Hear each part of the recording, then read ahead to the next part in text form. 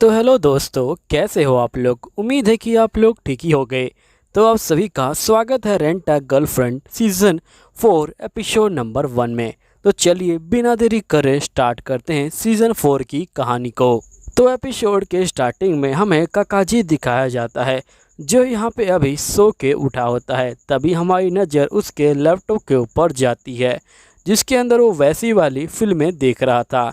बाकी आप समझदार हो। फिर काकाजी अपना काम ख़त्म करके ये जो है काम पे जाने के लिए निकल जाता है। नेक्स्ट सीन में हम काकाजी को देखते हैं, जो यहाँ पे पार्क में जा रहा होता है और यहाँ पे बहुत सारे जो बंदे हैं वो जो होते हैं यहाँ पे कपल के साथ घूम रहे होते हैं। तभी एक बंदा यहाँ पे आता है और वो कहता है, काकाजी तुम कैसे हो। तभी काकाजी कहता है कि आखिरकार तुम कौन हो, मैं तुम्हें नहीं पहचाना। तो वो बंदा कहता है कि तुम मुझे भूल कैसे गए, मेरा नाम रूबी शाह है, मैं तुम्हारा दोस्त हूँ। तभी काकाजी बोलते कि आखिरकार तुम इतने काले कैसे पड़ गए। तो रूबिक साहब बोलते कि असल में ब्रेक टाइम में मैं यहाँ पे बीच पे चला गया था और मुझे बीच इतना अच्छा लगा कि मैं बार बार बीच पे ही घूम रहा था, जिसकी वजह से मैं काला पड़ गया। तभी यहाँ पे काकाजी दो कपल को देखता है, जो यहाँ पे कह रहे होते कि हम लोग रूम पे चलेंगे। अब ये सुनते ही काकाजी बहुत ज़्यादा ही दुखी हो जाता है और ये कहता है कि पता नहीं अब मैं क्या करूँगा। तभी किकुरा कहता है कि वैसे यहाँ पे चिजुमी के साथ तुम्हारा कैसा चल रहा है, जिस पे ककाशी बोलते कि हमारा सब कुछ जो है ठीक चल रहा है। तभी हम देखते कि मिये यहाँ पे आ जाती है और ये बोलते कि बॉस आप यहाँ पे क्या कर रहे हो।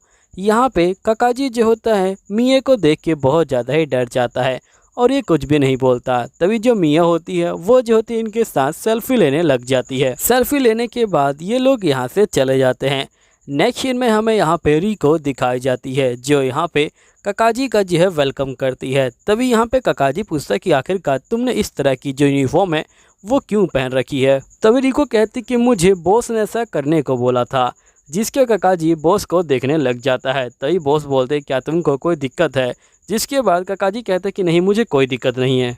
फिर काकाजी और रिको यहाँ बात करने लग जाते हैं, लेकिन तभी यहाँ पे जो बॉस होता है वो बोलता है कि काकाजी तुमने मुझसे एडवांस पेमेंट ले रखा है, इसलिए तुम्हें आज ज़्यादा काम करना होगा और ओवर टाइम करके मेरी पेमेंट को चुकाना होगा। रिको बोलती कि आखिरकार आपने एक्स्ट्रा पेमेंट क्यों ले रखा है।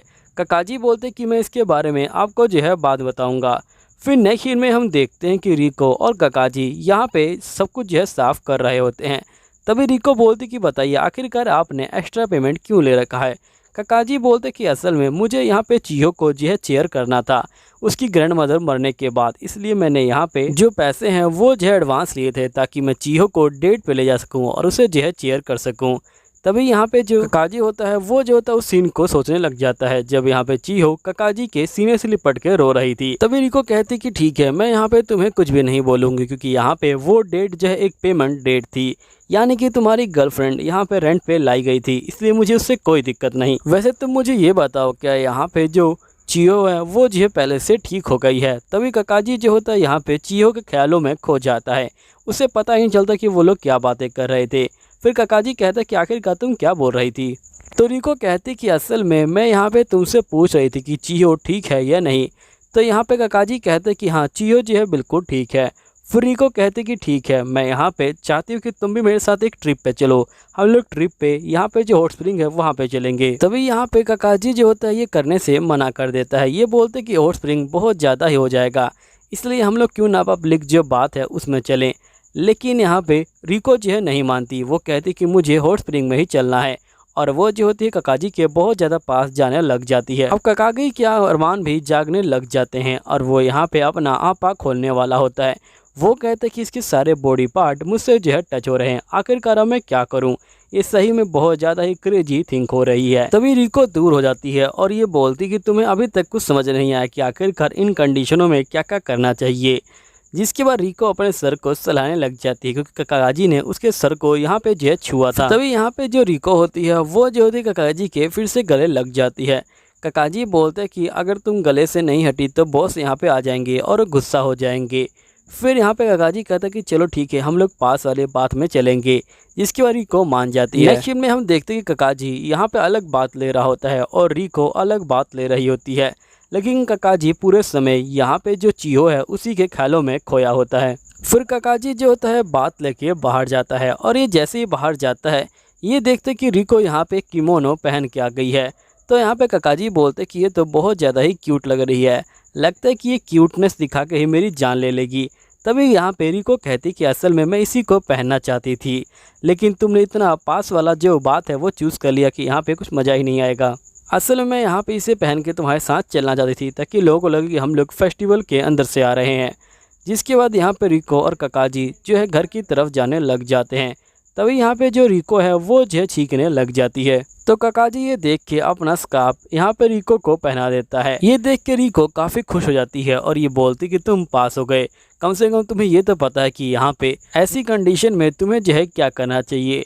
जिसके बाद यहाँ पे जो रिको होती है वो अपने घर की तरफ निकल जाती है।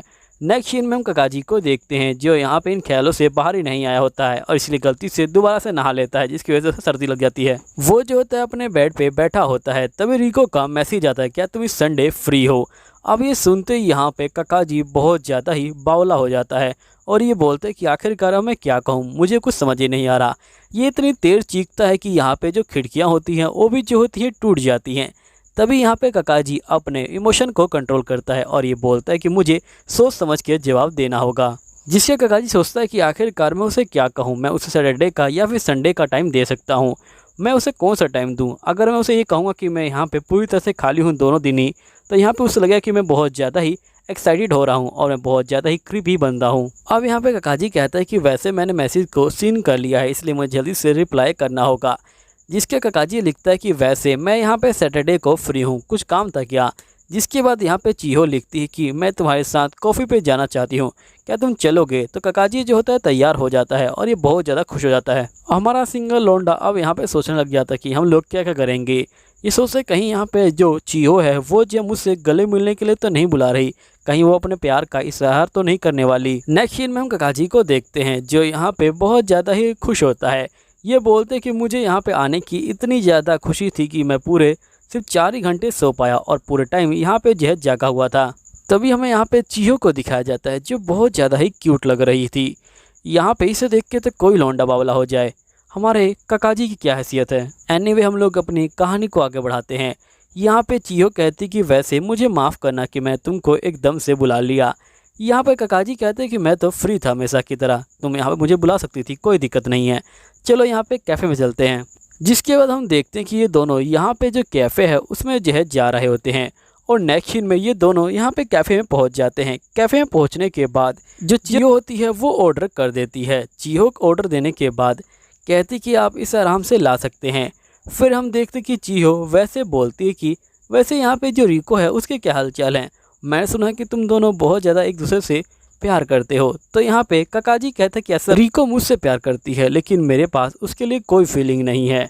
तो यहाँ पे चीहो कहते कि अच्छा ऐसी बात है क्या। तभी जो चीहो होती है वो जो होती है यहाँ पे पैसों का लिफाफा रख देती है और ये बोलती कि असल में ये जो थोड़े बहुत पैसे हैं जो तुमने मुझे दिए थे, मैंने सोचा कि यहाँ पे मैं जो है अपना काम ठीक से नहीं कर पाई, इसलिए मुझे पेमेंट लेने का कोई हक नहीं है क्योंकि उस दिन चीज़ें ख़राब हो गई थी।